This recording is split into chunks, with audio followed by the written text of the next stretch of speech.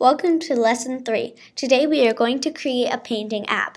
So let's create a new project and name it Canvas.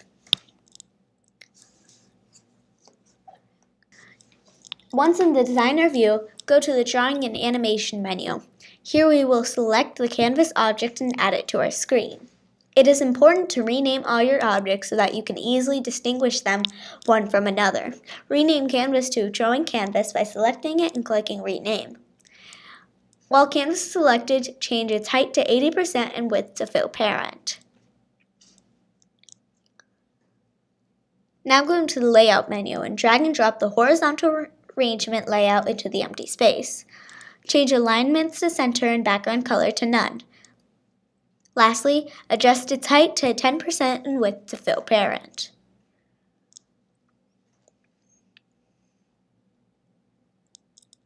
Now add a button over the horizontal layout and name it Clear Button.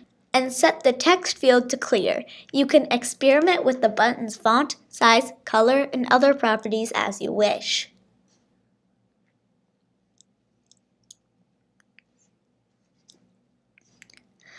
Move over to the Blocks view and add functionality to your objects.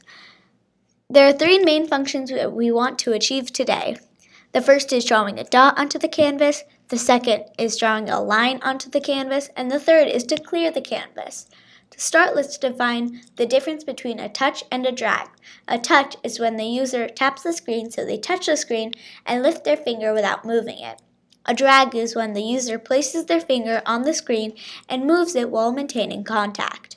To add the touch component onto the canvas, all you have to do is go into your Canvas components and select Drawing Canvas.touched block.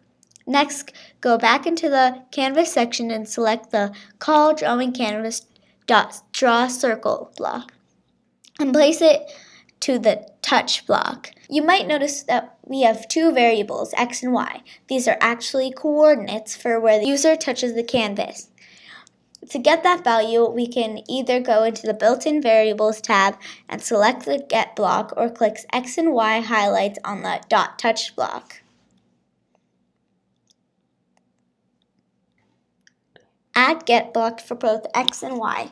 As mentioned, these values will tell the app where the user touched the screen.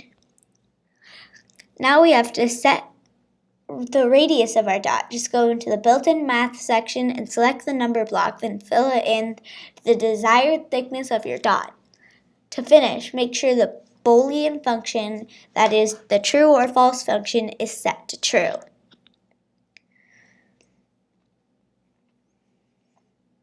Essentially, this block of coding defines where the user touches the canvas and draws a dot of size 5.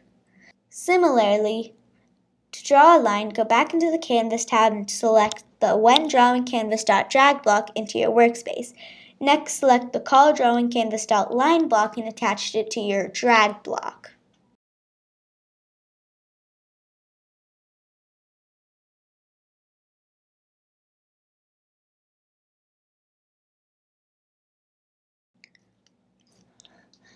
Go into Variables and place the Get block in each of the X and Y slots for both X1, Y1, and X2 and Y2. Now select the previous X and previous Y for X1 and Y1 and select current X and current Y for X2 and Y2. This block will help you draw a line on your canvas. Lastly, we will learn how to clear a canvas when the button Clear is clicked. So go into the button components and select the When Clear Button.click block, placing it into the workshop. Next, go into the Canvas components and drag over a Call Drawing Canvas.clear block and attach it to the .click block.